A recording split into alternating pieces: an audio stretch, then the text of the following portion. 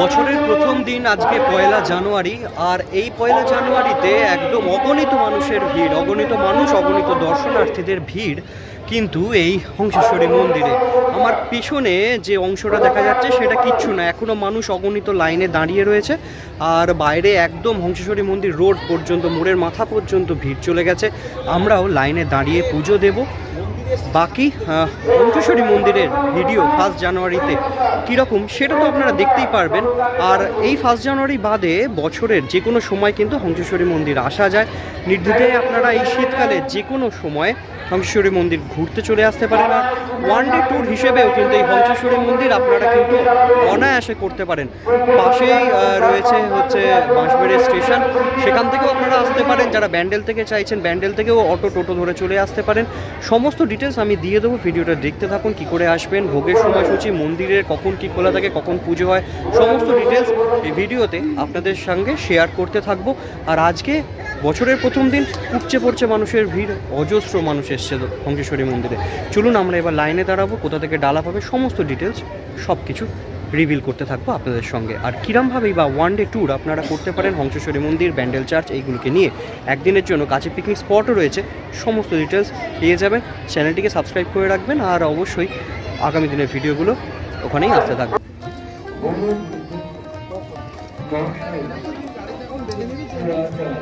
প্রচুর লম্বা লাইন। আর এই বছরের এই 1 জানুয়ারিতে কিন্তু হংসেশ্বরী মন্দিরে প্রত্যেক বছর প্রচুর মানুষের ভিড় হয়, তবে এই বছরে ভিড় অনেক বেশি। লাইন প্রায় দেখো তোমরা কোন জায়গা পর্যন্ত পৌঁছে গেছে, একদম শেষ, মানে যেখানে পার্কিংয়ের জন্য বন্দোবস্ত করা থাকে সেই পর্যন্ত লাইন পৌঁছে গেছে। লাইনে শুধু দেখতে থাকো। আমরা দাঁড়াবো লাইনে দাঁড়িয়ে তারপরে ডালা সংগ্রহ করব, তারপরে আমরা পুজো দেব। তোমরা চাইলে কিন্তু বাড়ি থেকেও নিয়ে আসতে পারো পুজো, এখান থেকে এসেও তোমরা ডালা সংগ্রহ করতে পারো। ডালার ডিটেলস চলো তোমাদেরকে আমরা দেখিয়ে দিচ্ছি একটু পর।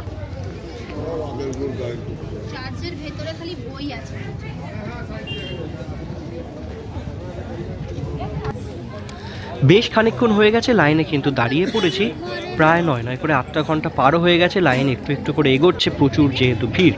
আর এখন তোমাদেরকে একটু ডালার ব্যাপারটা একটু বলে দিই। মন্দিরের ঢোকবার ঠিক আগেই দুপাশে রাস্তার দুধারে প্রচুর ডালার দোকান, সুন্দরভাবে দোকানিরা পসরা সাজিয়ে নিয়ে বসে ডালার, সেখান থেকে তোমরা ডালা সংগ্রহ করতে পারো পুজো দেওয়ার জন্য। ডালাটা আমিও ওখান থেকে একটা সংগ্রহ করব, তো চলো তোমাদেরকে ডালাটা দেখিয়ে দিই। ডালা কিন্তু 30 টাকা থেকে শুরু হয়, 151 টাকা পর্যন্ত ডালা তোমরা এখানে পাবে।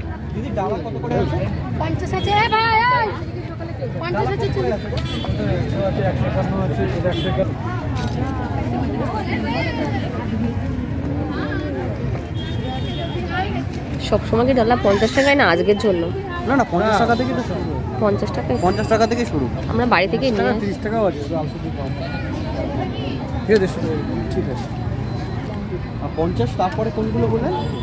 100 আর 151। এটা 100 টাকা, 151 টাকা। আর 30 টাকার কোনগুলো? 30 টাকার এইগুলো। 30 টাকাটা ছোট, এটা ঠিক আছে। মন্দিরে প্রবেশের আগে পুরনো রাজবাড়ির যে প্রধান গেট তার বাঁ পাশে যেরকম একটা গুড় প্যাচ বা তৈরি করে বিক্রির জায়গা আছে, মন্দিরের ভেতরের দিকেও আর একটা জায়গা আছে। দুটো জায়গায় গুড় আপনারা পাবেন। চাইলে নোয়ের গুড় কিংবা আপনারা পাটালি গুড় কিংবা খেজুর গুড় সংগ্রহ করে নিয়ে যেতে পারেন, সেটা আপনাকে পরে ডিটেলসটা দিয়ে দেবো। আর এই মন্দিরে প্রবেশ করবার আগে এখানে একটা কথা বলে রাখি, অনেক মানুষ আছে যারা বহু দূর দূরান্ত থেকে এই মন্দিরে আসে পুজো দেওয়ার জন্য, মাকে দর্শনের জন্য, সারা বছর ধরেই আসে। আর অনেকে এই সময়ে শীতকালের সময় আশেপাশে যেহেতু পিকনিক করবার জায়গা রয়েছে, তো পিকনিকের জন্য মানুষজন আসে, সঙ্গে মায়ের দর্শনও সেরে যান, হংসেশ্বরী মন্দির ঘুরে যান। তো যারা মনে করবেন যে এখানে এসে স্নান করে মায়ের পুজো দেবেন, অনেকেই ভাবতে পারেন, তো তাদের জন্য এখানে কিন্তু সুন্দর বন্দোবস্ত করা রয়েছে। আর ফ্রেশ হতে পারবেন আপনারা এখানে।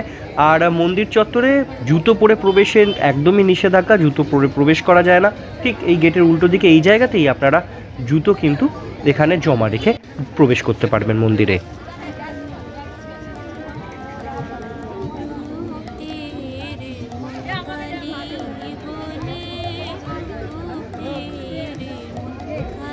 বেশ 1 ঘন্টা লাইনে দাঁড়াবার পর সবে মাত্র এই মন্দির চত্বরে পা রাখতে পারলাম।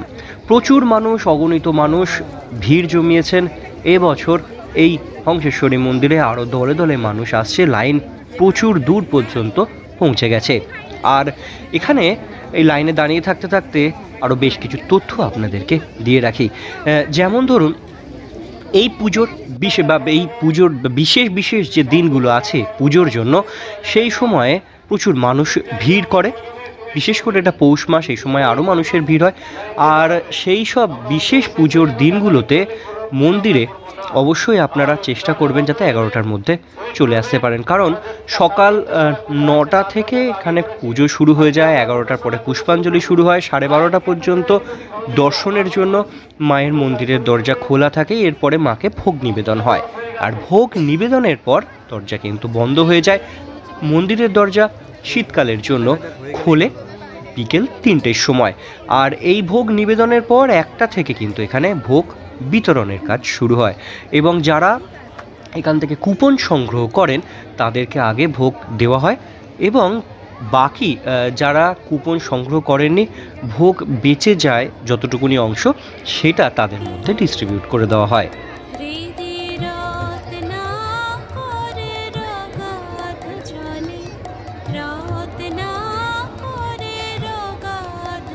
তবে এক্ষেত্রে বলে রাখি, যারা মায়ের ভোগ গ্রহণ করতে চান, যে কোনো সময় প্রত্যেক দিন এখানে মায়ের ভোগ পাওয়া যায়, গ্রহণ করতে পারেন। তো অবশ্যই সকাল 9টা থেকে এখানে ভোগের কুপন দেওয়া শুরু হয়। 50 টাকা করে বিনিময়ে ভোগের কুপন আপনারা এখান থেকে সংগ্রহ করতে পারেন।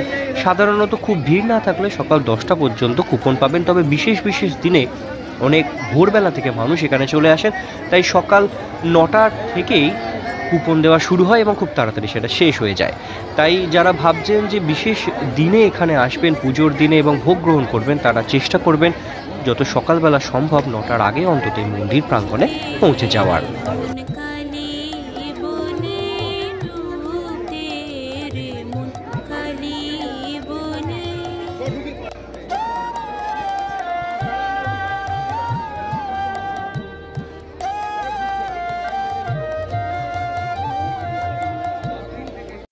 মন্দিরের চাতালে যখন আমরা উঠলাম তখন প্রায় ঘড়িতে 12:15, তাই এখানে পুষ্পাঞ্জলি দেওয়া শুরু হয়ে গেছে। যেহেতু আজকে 1 জানুয়ারি প্রচুর মানুষের ভিড়, তাই দুবার পুষ্পাঞ্জলি এখানে হয়। দ্বিতীয়বারের পুষ্পাঞ্জলি শুরু হয়ে গেছে, এবং মন্দির কমিটি থেকে অ্যানাউন্স করা হয়েছে যে এই পুষ্পাঞ্জলির পর মাকে ভোগ নিবেদন করা হবে এবং মন্দিরের দরজা বন্ধ করে দেওয়া হবে। তাই আমরাও লাইনে দাঁড়িয়ে রইলাম, এবং সেই লাইনেই দাঁড়িয়ে রইলাম, এবং বলা হলো যে 1:30 কিংবা 2টোর মধ্যে আবার মায়ের পুজো গ্রহণ করা শুরু হবে, এবং আমরা তখন আবার পুজো দিতে পারবো। তাই যে সময়ে আপনারা আসবেন সেই সময় যদি বিশেষ বিশেষ পুজোর দিন হন, তাহলে এইটুকুনি কিন্তু আপনাদের ওনাদের সঙ্গে সহযোগিতা করতে হবে। কেউ লাইন ভাঙবেন না, লাইনে দাঁড়িয়ে থাকবেন, ওনারা সুষ্ঠুভাবে পুজো ঠিক নিয়ে নেবেন আপনাদের। টোটালটাই আমাদের ঠাকুর থাকে হ্যান্ডেলিং করতে, খালি একটা ছোটো ছোটো আছে, তারা তাদের কাছ থেকে পাওয়া যায়, তাদের সাথে আমাদের সকাল 10টায় হচ্ছে মেন, 7টা থেকে আমাদের শুরু হয়ে যায় পুজো, 7টা থেকে শুরু। আর যারা অঞ্জলির জন্য তারা 10টার পর থাকে, 11টার সময় প্রথম অঞ্জলি, দ্বিতীয়বার হচ্ছে 12টায়, তারপরে আমাদের দরজা বন্ধ হয়। আবার একটু পরেই আমরা মন্দির খুলে দেবো। ভোগেরও ব্যবস্থা করা, ভোগ যতটুকু আমরা করে নিই সকাল থেকে 9টা পর্যন্ত টাইম, তাও আজকে 9টার পর আমরা দিয়েছি। এবার যদি এক্সেস থাকে, এখন আমরা কোনো অ্যানাউন্স করতে পারছি না, কারণ আজকে মোটামুটি সব না হয়ে গেছে।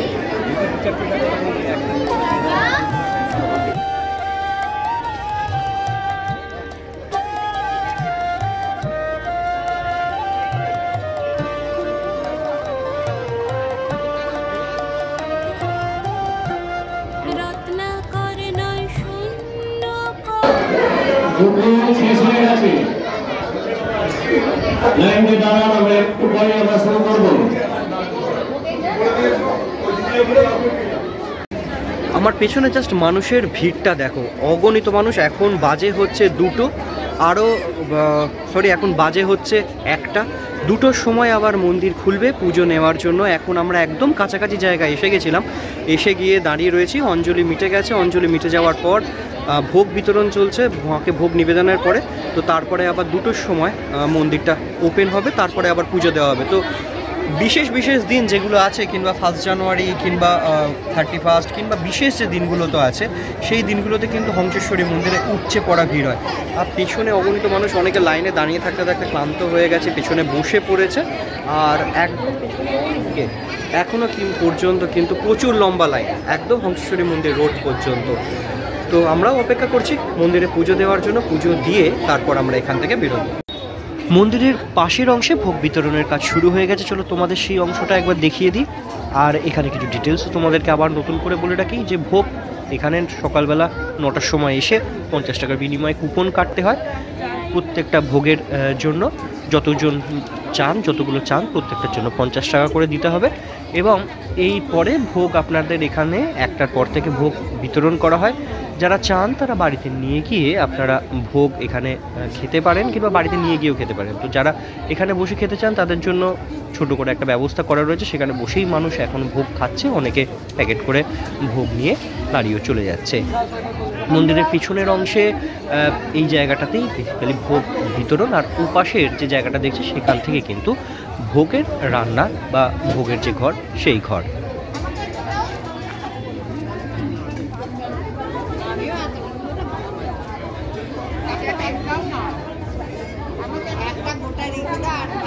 এবার মন্দিরের যেহেতু আমাদের এখনো পুজো দেওয়ার কাজ শেষ হয়নি, কারণ পুজো দেওয়া হয়নি, মন্দিরের আবার দরজা ওপেন হবে, তারপর আমরা পুজো দিতে পারবো। তো ভোগ আজকে আমরা এখান থেকে পাবো না, আর পরে অন্য কোনো সময় এসে ভোগের ডিটেলসটাও আপনাদের আরও বেশি করে দেওয়ার চেষ্টা করব। এখন আপাতত আপনাদের মন্দিরের আশেপাশের চত্বরটা একটু ঘুরে দেখিয়ে দিই। বেশ জমজমাট, পিছনে দিকে ছোট জায়গা রয়েছে, অংশ রয়েছে, সেখানে তো মানুষ বেশ পিকনিকের মুডে বাড়ি থেকে খাবার দাবার নিয়ে এসেও বসে পড়ছেন। তবে একটা কথা বলে রাখি, এটা কেউ কিন্তু করবেন না। আজকে অত্যাধিক ভিড়, হয়তো ঠিকভাবে খেয়াল করেনি তাই, কিন্তু মন্দিরের চত্বরের মধ্যে বসে কিন্তু খাওয়া কঠোরভাবে নিষিদ্ধ। তাই আপনারা বাইরে থেকে কেউ কোনো খাবার নিয়ে এসে মন্দিরের ভেতরে খাবেন না, ধরা পড়লে কিন্তু আপনাদের শাস্তির মুখেই পড়তে হতে পারে। আর অবশ্যই মন্দিরের অংশটা, যে জায়গাটা খুব পরিষ্কার পরিচ্ছন্ন জায়গা, চেষ্টা করবেন একদম পরিষ্কার পরিচ্ছন্ন করেই রাখবার। সুন্দর বাগান দুপাশে থাকে, আর এখানে রয়েছে অনন্ত বাসুদেবের মন্দিরও।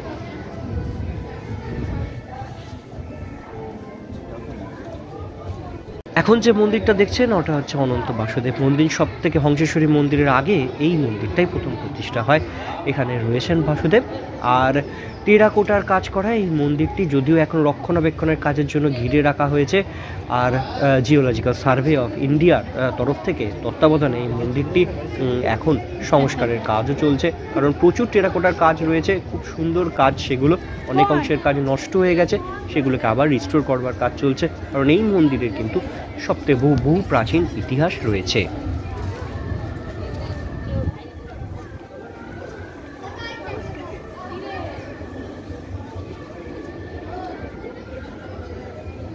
এবার মন্দিরের দরজা আবার খোলবার সময় হয়ে এসছে, মাইকে অ্যানাউন্সও করছে মন্দিরের দরজা খুলবে। আমরা এবার মন্দিরের আগে পুজোটা দিয়ে দেবো। পুজোটা দেওয়ার পর তারপর আপনাদেরকে মায়ের দর্শন করাবো। তো আমরা আগে এবার পুজোটা দিয়ে নিই, আর আপনারা ততক্ষণ মন্দিরের এই চত্বরটা একটু ঘুরে দেখে নিন।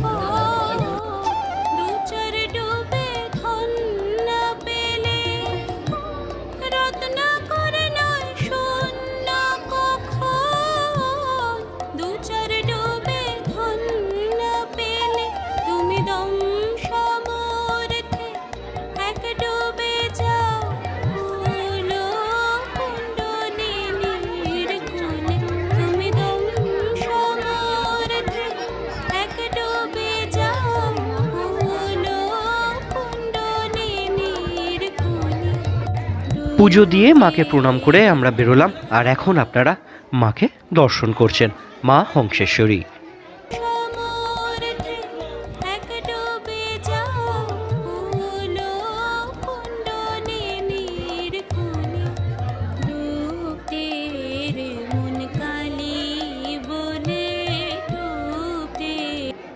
এবার বলি, যারা হংসেশ্বরী মন্দির আসবেন কিরমভাবে আসবেন। সব থেকে কাছে স্টেশন হচ্ছে বাঁশবেড়িয়া, মানে কাটোয়া লাইনে পড়ে ওটা। আপনারা যদি হাওড়ার দিক থেকে কিংবা আপনারা যারা কাটোয়ার দিক থেকে আসবেন, দুদিক থেকে যদি কাটোয়া লোকাল ধরেন তাহলে বাঁশবেড়িয়া স্টেশনে নেবে, সেখান থেকে আপনারা টোটো ধরে চলে আসতে পারেন হংসেশ্বরী মন্দির। যারা ব্যান্ডেল দিয়ে আসবেন, বর্ধমান থেকে আসুন, হাওড়া থেকে আসুন, যেখান থেকে আসুন, ব্যান্ডেলে নামলে আপনারা ব্যান্ডেল স্টেশনের বাইরে টোটো অটো পেয়ে যাবেন, টোটো করেও চলে আসতে পারেন। অটো ধরলে যেগুলো ত্রিবেণীর দিকে আসছে সেই অটো ধরে হংসেশ্বরী মন্দির রোডে নেবে, ওখান থেকে হেঁটে কিংবা টোটো করে আপনারা হংসেশ্বরী মন্দির আসতে পারবেন।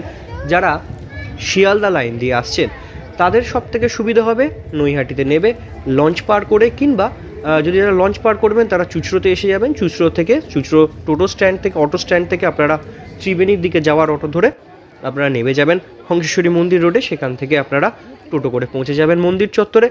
আর যারা নৈহাটি থেকে আপনারা ব্যান্ডেল পর্যন্ত ট্রেনে করে চলে আসবেন, ব্যান্ডেল থেকে এসে ওই সেম উপায়ে আপনারা অটো ধরে পৌঁছে যাবেন হংসেশ্বরী মন্দিরে।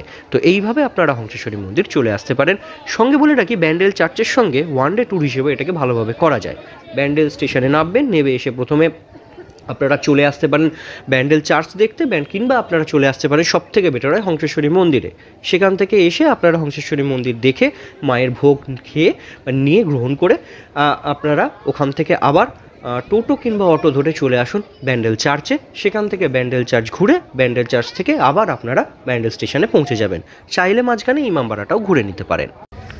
যারা গুড় সংগ্রহ করতে চান, এই মন্দিরের চত্বরের ভেতরের দিকেও রয়েছে, মন্দিরের গেটের বাইরে কাছাকাছি অংশেও দু জায়গা থেকে গুড় রয়েছে। মোটামুটি 200 টাকা কেজি করে এখানে গুড় বিক্রি হচ্ছে, নলেন গুড় কিংবা খেজুরের গুড়। চাইলে আপনারা এখান থেকে সংগ্রহ করতে পারেন।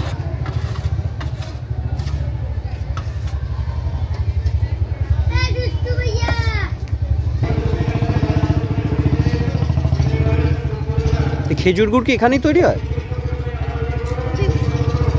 কত করে এগুলো, এইগুলো এই কন্টেনারগুলো? 200, মানে কন্টেনারে কত করে আছে? 500-600 মতন হবে। এখন ঘড়িতে বাজে প্রায় 2:30, 10:30টার সময় এসেছিলাম পুজো দিতে হংসেশ্বরী মন্দিরে। 1 জানুয়ারি, বুঝতে পারছেন কিছু অব্যবস্থা তো সব জায়গায় থাকে। আর অবশেষে 2:30 বাজে, এখন পুজো দেওয়া কমপ্লিট হলো। এখন আমরা বেরিয়ে যাব বাড়ির দিকে।